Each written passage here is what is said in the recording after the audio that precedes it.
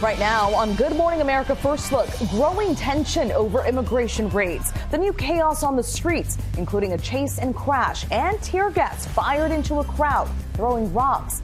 Plus, raids trigger a new state of emergency in one major city. The government shutdown enters a third week. The growing controversy over a video from Homeland Security Secretary Kristi Noem being shown in some airports blaming Democrats for the shutdown. The sticker shock for car buyers, just how high prices are rising, with loan defaults also on the rise. The violent arrest.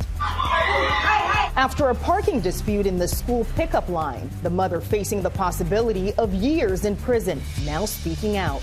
A warning about some popular brands of protein shakes and what's inside them. The new test results. Disturbing new claims about Britney Spears' erratic behavior, how she's responding. A touching tribute on Dancing with the Stars. Showing the power of a mother's love. The star, whose heartfelt comments about his mom left the audience in tears. And later, the hilarious moment after some members of the sports media were asked to play a basketball game against the coaches they cover. Things got pretty ugly. From ABC News, this is Good Morning America First Look. And good Wednesday morning to you. Hope your day is off to a great start. I'm Faith Abube. And I'm Stephanie Ramos. We begin with growing tensions over immigration raids. The Department of Homeland Security is out with a disturbing report on the kind of threats immigration agents and their families are now facing. And now another example of violence on the streets, a chase and a crash, and then chaos in Chicago. And some of the people in the crowd throwing eggs and rocks at agents. ABC's Nicole D'Antonio has details. Good morning to you, Nicole. Well, Faith, good morning to you. We're learning more about that wild scene in Chicago, and we're also learning that authorities in Los Angeles have now declared a state of emergency over these immigration raids. This is the crash that led to a chaotic confrontation between residents and federal officers on Chicago's east side. Homeland Security officials say an undocumented immigrant inside an SUV tried to flee from being arrested and rammed into a Border Patrol vehicle. A chase followed, with agents then crashing into the SUV to stop it. Two people fled on foot but were eventually arrested.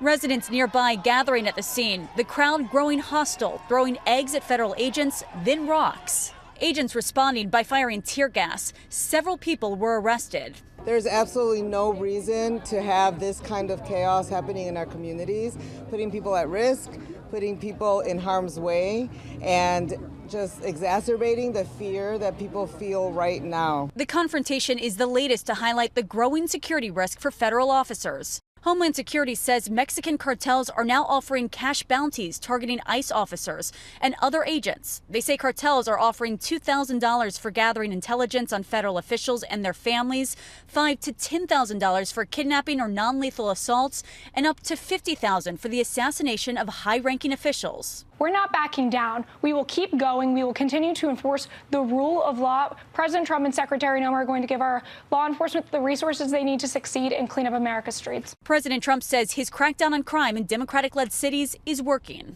Chicago, we've already made a lot of progress despite fighting from the government, but Chicago is doing great. And Los Angeles County has now declared a state of emergency over these ICE raids, allowing local officials to fast-track relief funding for families, workers, and small businesses affected by the raids. Stephanie. Nicole, thank you so much. Israel is accusing Hamas of violating the Gaza ceasefire by moving too slowly to release the remains of deceased hostages. Only 8 of the 28 bodies have been released. Israel is now threatening to reduce aid flowing into Gaza by half. Hamas has said it would be challenging to recover the remains because of the destruction in Gaza. The UN says it could cost $70 billion to rebuild the territory. Meanwhile, looking to the next phase of the peace plan, President Trump says if Hamas refuses to give up their weapons, quote, we will disarm them. Venezuela says the latest U.S. strike on a suspected drug boat is a violation of international rights. But President Trump says the U.S. attacked the boat in international waters, killing 6 drug traffickers. It's the 5th U.S. missile strike on a boat off Venezuela in recent months. The U.S. government shutdown is entering its third week with no end in sight. And now there's a growing controversy over a video from Homeland Security Secretary Kristi Noem being shown in some airports. Here's ABC's Lionel Moise. As the government shutdown enters day 15, a new video running at some airports is facing backlash for being politically charged. It is TSA's top priority to make sure that you have the most pleasant and efficient airport experience as possible while we keep you safe. However, Democrats in Congress refuse to fund the federal government. Homeland Security Secretary Kristi Noem blaming Democrats for the shutdown. And because of this, many of our operations are impacted, and most of our TSA employees are working without pay. Some question whether the video is legal, calling it a violation of the Hatch Act, which restricts certain political activities by federal employees. Airports from New York and Atlanta to Chicago and San Francisco say they won't show it. Homeland Security responding, saying it's unfortunate our workforce has been put in this position due to political gamesmanship. This as air traffic controllers and other federal employees face the growing uncertainty of working without pay. Not knowing exactly how I'm going to have childcare for my kids or put gas in the car or pay the next mortgage payment adds a certain level of stress onto an already stressful profession. It's just very difficult. President Trump is also now threatening to end certain government programs favored by Democrats. The Democrats are getting killed. And we're going to have a list of them on Friday, closing up some of the most egregious, socialist, semi-communist, probably not full communist. Democrats responding, slamming the administration for giving Argentina's economy a $20 billion bailout in the middle of the shutdown. I have just one question. If this administration has $20 billion to spare for a MAGA-friendly foreign government, how can they say we don't have the money to lower health care costs here at home? U.S. soybean farmers, already battered by China's refusal to buy American crops, say the Argentina bailout hurts them even more because it helps their competitor. It's completely undercutting farmers in this country and the marketing efforts we've created over the last 40 years. President Trump is now threatening to stop buying cooking oil from China as retribution for not buying American soybeans, which he called an economically hostile act. As the shutdown enters week 3, the White House says it will continue to cut the federal workforce. It's keeping military service members paid by using research and development funding, and it's now working on ways to keep federal law enforcement officers paid. Faith, Stephanie? Lionel, thank you. Newly released video shows the firebomb attack on the Pennsylvania governor's residence in April. Prosecutors say it shows Cody Balmer throwing a Molotov cocktail into the governor's mansion and trying to break through the doors there, one of them leading to where Governor Josh Shapiro and his family were sleeping. Balmer has pleaded guilty to attempted murder. Shapiro says his emotional scars are still healing. It's hard for me to stand before you today and utter the words attempted murder when it's your own life, to know that someone tried to kill me. It's especially hard to know that he tried to burn our family to death while we slept. Cody Balmer faces up to 50 years in prison. A milestone for new car buyers. The average price of a new car in the U.S. has now topped $50,000. It's no surprise that credit agencies say auto loan defaults are climbing, but there is some good news. Used car prices are slightly down. A rare October storm brought more than a month's worth of rain to parts of Los Angeles. There was some street flooding there, but also evacuated areas did not see the mudslides that were feared. The wet roads caused several crashes, including this truck that was left dangling off of the freeway. And rescuers brought a dog to safety after it got stranded in the flood channel there. All right, we want to get a quick check of your Wednesday forecast. Good morning. The storm that brought the flooding rain to Southern California and the Big Sierra snows, that's now moving into the Rockies. We could have some high elevation snows in parts of Wyoming and Montana. Rain getting all the way east in the Dakotas up to 2 to 4 inches through Thursday. That rain will be moving into the upper Midwest. That front is separating 50s from 80s. Middle of the country is nice and warm. Quieting on the East Coast now that the nor'easter is gone. Some rip currents in Florida, although it's nice and warm. The real heat, it's across Texas near 90 over the next 3 days. That's your forecast. I'm ABC News meteorologist Lee Goldberg. Coming up here on Good Morning America First Look, thousands of healthcare workers go on strike. Also ahead, the violent arrest after a parking dispute in the school pickup line. We hear from that mother demanding answers.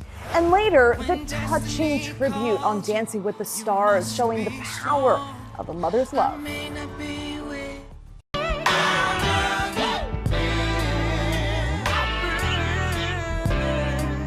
Beautiful song. Tributes are pouring in for R&B icon D'Angelo.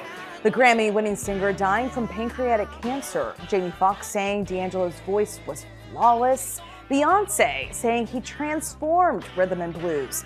D'Angelo, whose birth name was Michael Eugene Archer, was just 51 years old.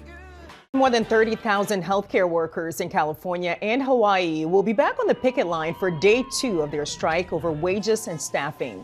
The nurses and others working for Kaiser Permanente want a 25% raise, but Kaiser is offering 21% over 4 years. Now to Florida and the violent arrest of a woman outside her daughter's school. It was a routine school pickup that turned into a violent arrest, all caught on camera. Everything that happened, that was just like uncalled for, and it's not fair. It happened outside a school in Jacksonville, Florida. Police say 39-year-old Erica McGriff left her car running in an intersection. Body camera video shows an officer confronting her, and when McGriff refuses to hand over her license, the situation turns physical. I need your license. I need your license. Please don't grab me. Please don't grab me. Don't grab me. I'm not putting the you on. You got me out. Come on, punch me.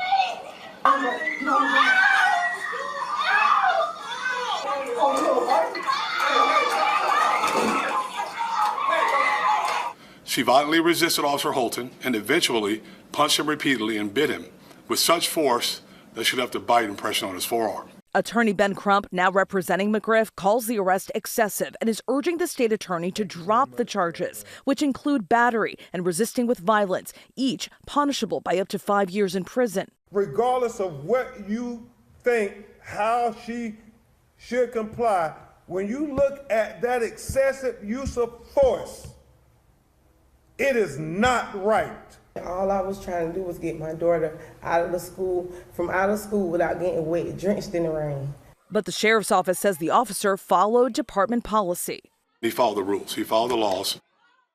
That video is so disturbing. McGriff's lawyers claim there's been a pattern of excessive force in the department. Coming up, what's been found inside some popular brands of protein shakes. The new test results coming up. Also ahead, disturbing new claims about Britney Spears' erratic behavior and how she's responding. We're back now with a new report on what's inside some popular protein powders and shakes. Consumer Reports says it analyzed nearly 24 products and found high levels of lead and other metals. The testing revealed more than 2/3 of the products contained more lead in a single serving than what is considered safe to consume. Now, many of the companies involved have insisted their products are safe, but Consumer Reports is demanding the FDA take action. As you can tell, protein is all the rage these days, and now more snack companies are taking advantage. Pop-Tarts and Doritos are the latest snacks that will soon be bulking up with added protein. And we turn now to Britney Spears and new claims about her erratic behavior. In an upcoming memoir, Britney Spears' ex-husband Kevin Federline is sharing new claims about the pop star. In excerpts obtained by the New York Times, Federline claims that when their 2 sons were younger, they did not feel safe at Spears' house, writing, "They would awaken sometimes at night to find her standing silently in the doorway, watching them sleep. Oh, you're awake?" with a knife in her hand. Federline and Spears were married for 3 years before divorcing in 2007, kicking off a bitter custody battle over their 2 children, now 20 and 19. Merry Christmas. Merry Christmas. Spears has reportedly had a strained relationship with her sons, but continues to express her love for them, sharing occasional posts on social media of their time together. In the book, Federline raises concern for Spears' current situation, saying, "It's racing towards something irreversible," adding, "It's become impossible to pretend everything's okay." Back in 2008, Spears was placed under a conservatorship that controlled her finances and personal affairs, following highly publicized concerns about her mental health. Federline claims the so-called Free Britney movement, which helped end the 13-year conservatorship in 2021, did more harm than good, writing all those people who put so much effort into that should now put the same energy into the Save Britney movement, because this is no longer about freedom, it's about survival. A representative for Spears firing back at Federline, telling People magazine once again he and others are profiting off her, and sadly, it comes after child support has ended with Kevin. All she cares about are her kids, Sean Preston and Jaden James, and their well-being during the sensationalism. In Britney's own memoir, she claimed Federline kept her from seeing their sons for weeks on end. Wishing her all the best. Coming up, the NFL team getting special treatment from the refs. Plus, a faster way to find deals at Walmart. It is time to check the pulse. We begin with a powerful moment on Dancing with the Stars. Robert Irwin, the son of the late Steve Irwin, the crocodile hunter, was dancing to a Phil Collins song when his mom, Terry, stepped in to finish that dance. The moment brought the judges to tears when Irwin paid tribute to his mom.